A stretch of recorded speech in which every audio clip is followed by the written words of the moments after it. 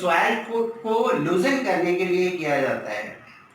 और दूसरा है keeping moisture inside soil, keeping moisture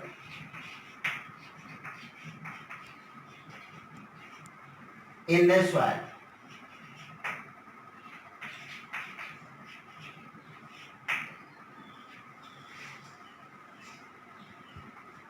soil का लूजनिंग क्यों जरूरी है, उसके लिए आपको बता दूं मैं कि जब हम सॉइल को टर्न करते हैं तो वो छोटे छोटे लम्स में आ जाते हैं और फिर उन्हीं लम्स को हम स्मॉल पीसेस में ब्रेक कर देते हैं ताकि सॉइल आपका बिल्कुल लूजन हो जाए और सॉइल के बीच में इस तरीके से ढेर सारे गैप्स क्रिएट हो जाए।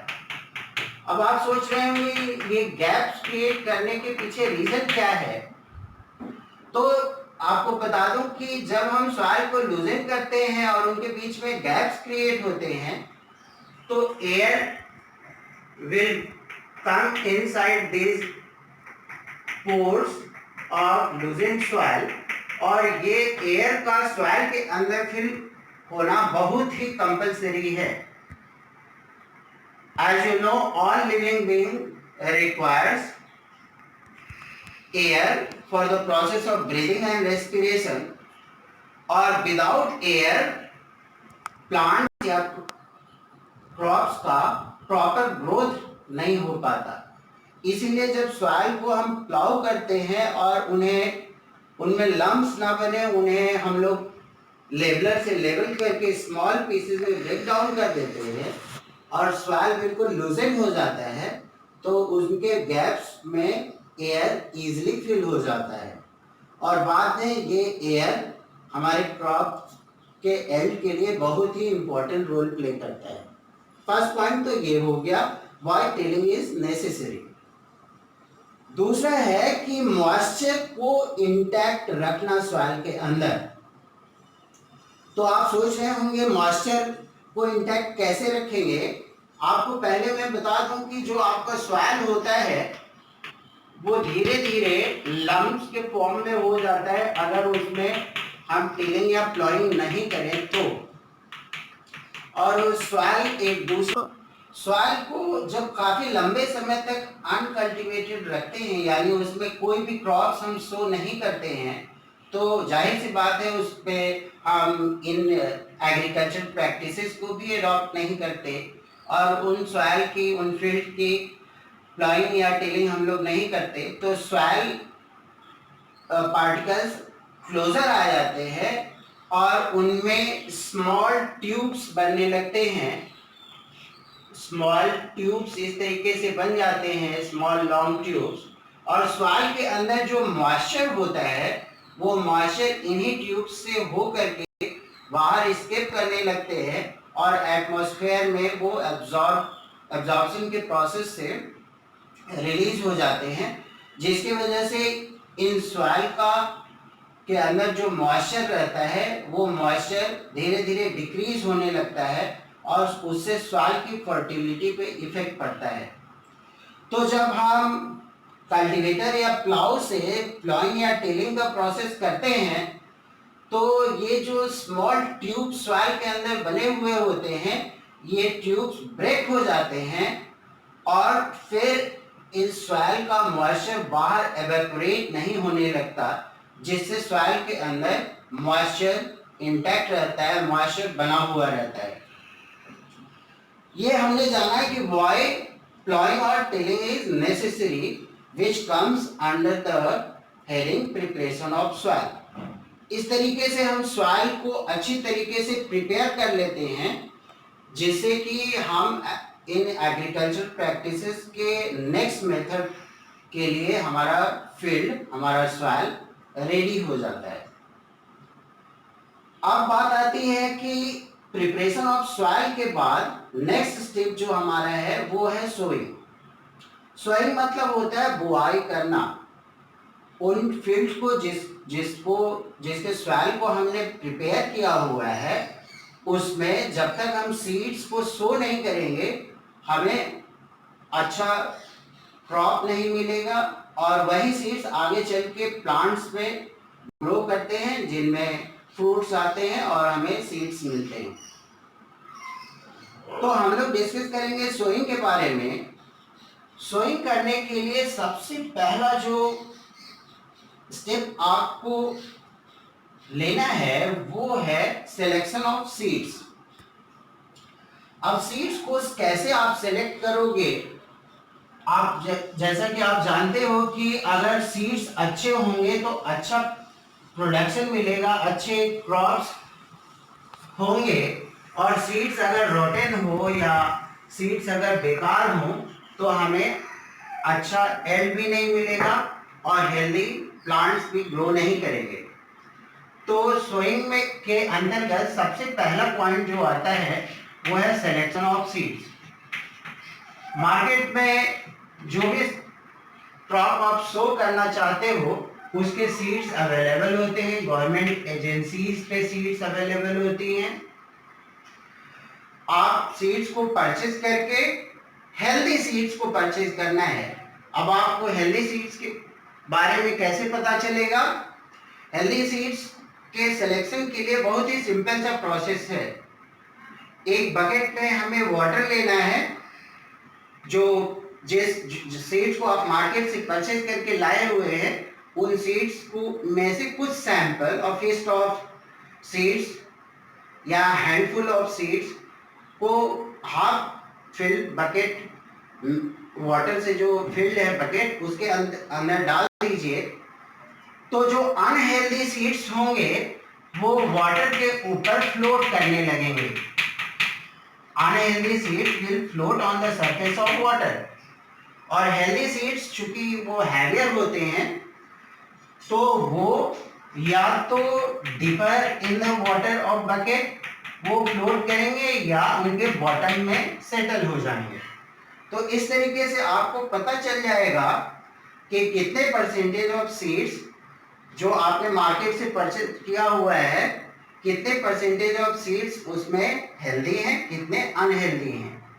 यूजुअली जब आप मार्केट से या हम मार्केट से सीड्स को परचेज करते हैं तो वो अच्छी क्वालिटी के होते हैं।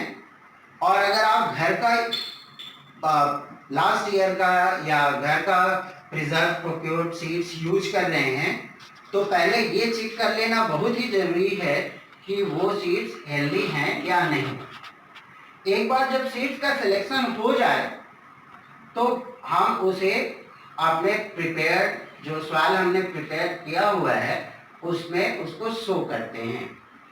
सो करने के लिए दो तरह के टूल्स का हम यूज कर सकते हैं। एक ट्रेडिशनल टूल्स है जो कि इस फिगर में आप देख सकते हैं।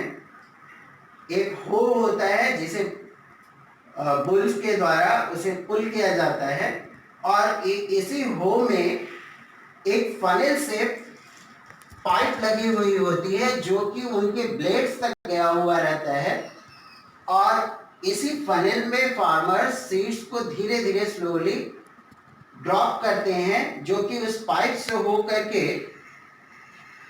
इन ब्लेड्स के पास जाता है और हमारे सॉइल में ड्रॉप हो जाता है। इस तरीके से हम हो के हेल्प से ट्रेडिशनल मेथड से सोइंग का काम करते हैं। ये फिगर जो आप देख रहे हैं ये सीड ड्रिल है। ये मॉडर्न टेक्नोलॉजी है जिसे ट्रैक्टर वगैरह में यूज किया जाता है। ट्रैक्टर के हेल्प से इसको सीड्स को सो किया जाता है। अब इसमें इसी तरीके से जैसा कि हो में फनेल लगा हुआ है और पाइप्स लगे हुए हैं, इसमें ढेर सारे पाइप्स निकले हुए होते हैं जो कि हर एक ब्लेड से कनेक्टेड होते हैं और यहाँ पे एक चैम्बर बॉक्स बना हुआ होता है आयरन का बॉक्स ऊपर, उस पे एक ही साथ हम सारे सीड्स को फिल कर देते हैं जितना उसका कैपेसिटी है उस बॉक्स का।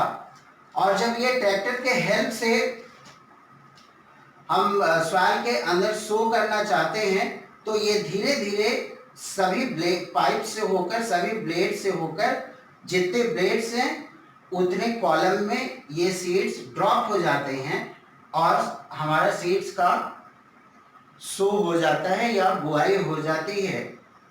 और एक बार जब सीड्स सो कर देते हैं तो हमारा दूसरा स्टेप कंप्लीट हो जाता है। मूविंग टू नेक्स्ट स्टेप, वो है adding manure and fertiliser. Previous class में आप लोग मैन्योर और फर्टिलाइजर के बारे में ऑलरेडी अवेयर हो चुके हैं कि जो मैन्योर होता है ये बायोलॉजिकल प्रोसेस से प्रिपेयर किया जाता है, जिसके साइड इफेक्ट या हार्मफुल इफेक्ट बहुत ही लेसर होते हैं in comparison to fertiliser. But अच्छे प्रोडक्शन के लिए मैन्योर और फर्टिलाइजर दोनों की रिक्वायरमेंट लगती है। As you know, fertilizers are prepared in factories और ये केमिकल प्रोसेस से प्रिपेयर किया जाता है। तो फर्टिलाइजर्स का एक कंट्रोल वे में यूज करना है, इसका एक्सेसिव यूज नहीं होना चाहिए। अब आप सोच रहे होंगे कि मैन्योर और फर्टिलाइजर का यूज कैसे करना है, तो आपको बता दूं कि बहुत सारे फर्टिलाइजर्स ऐसे हैं जिन्हें हम सॉइल में स्प्रिंकलर मेथड से या सॉइल के अंदर स्प्रेड कर देते हैं, और जब हम सोइंग का प्रोसेस कर लेते हैं तो इन फर्टिलाइजर्स को छिड़क देते हैं अपने फील्ड के अंदर। और वो फर्टिलाइजर्स वाटर, जब हम इरिगेट करते हैं फील्ड को, तो वाटर में डिसॉल्व होके हमारे प्लांट्स एब्जॉर्ब कर लेते हैं उन फर्टिलाइजर्स को, और वो बेटर होता है for proper growth of plants और क्रॉप्स।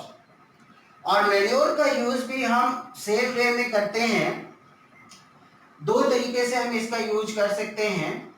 जब हम सॉइल को प्रिपेयर करते रहते हैं तो जो बायोलॉजिकल प्रोसेस से मैन्योर हमारा प्रिपेयर्ड है उसे हम सॉइल में मिक्स कर सकते हैं प्लाउ करने के बाद, और वो पूरे थॉरोली पूरे फील्ड में फैल जाता है, जो कि हेल्पफुल होता है गुड प्रोडक्शन ऑफ क्रॉप्स के लिए। तो ये मैन्योर और fertilisers, why this addition of manure and fertilisers are important, वो मैं आपको बता दूं। फॉर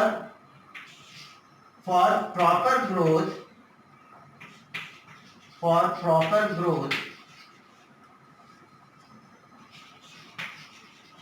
of crops,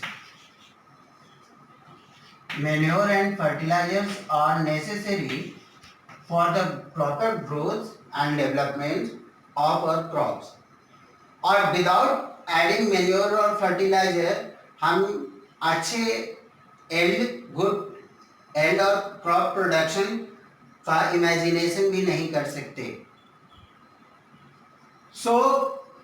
आज हमने 3 स्टेप्स जाना क्रॉप प्रोडक्शन के लिए। एक तो first one is preparation of soil, second one is sowing, and third one is adding manure and fertilisers to crops. Hope आप लोग अच्छी तरीके से इसे समझ गए होंगे। नेक्स्ट क्लास में मैं जो रिमेनिंग स्टेप्स हैं, irrigation, removing of weeds, harvesting और स्टोरेज के बारे में डिस्कशन करूंगा। Thank you.